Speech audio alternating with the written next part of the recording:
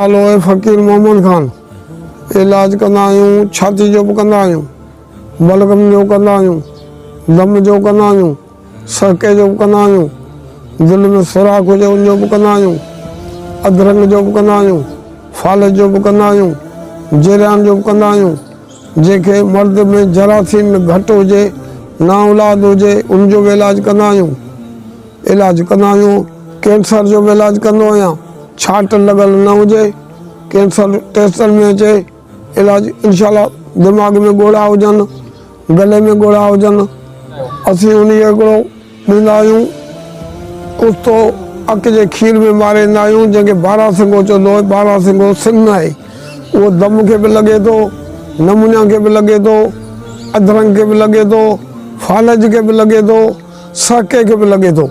बारासिंगो अक जे खीर में विझी, मिटी जो लोटो विझी, पोइ ॿ मण छेणा विझी, लोटे खे विच ते बीहारे, पोइ अक जी बोतल हुन में चोए, पोइ बाहि ॾींदा आहियूं। पोइ उहा वरी बाहि सुबुह जो वरी कढींदा आहियूं, वरी अक जो खीर ॾींदा आहियूं। वरी इहे 6 बाहूं ॾींदा आहियूं। 6 बाहूं ॾींदा आहियूं। कुस्तो तयारु थी वेंदो। उहो जे माखी में खाए तले में बहितर आहे, जे ईअं खाए तले में बहितर आहे, जे ख़मीर अम्बरेशम में खाए न तले छाती दिलि जा वाल बि खोले वेंदो।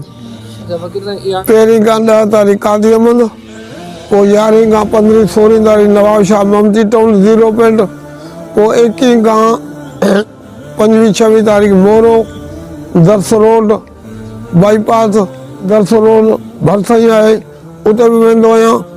कॾहिं कॾहिं शादापुर बि वेंदो आहियां, पर हींअर मूंखे टाइम कोन मिलियो ऐं 8 बि कॾहिं कॾहिं वेंदो आहियां। हींअर मूंखे टाइम कोन मिलियो, सियारे जे करे ओड़ो माण्हू आहियां। बाक़ी हींअर कोन्हे मूं वटि मोबाइल आहे, फेसबुक मां ॼाणा कोन, ऐं मोबाइल फ़ोन ते राब्तो कंदो। चूरकोट इस्लाम कोट खां काछेर 6-7 किलोमीटर आहे, ॻोठु लिबो सॾिजंदो, हकीमनि जो ॻोठु। अॼुकल्ह जो कोन्हे, अंग्रेज़नि जे वक़्त जो ई। अंग्रेज़नि वक़्त जो ही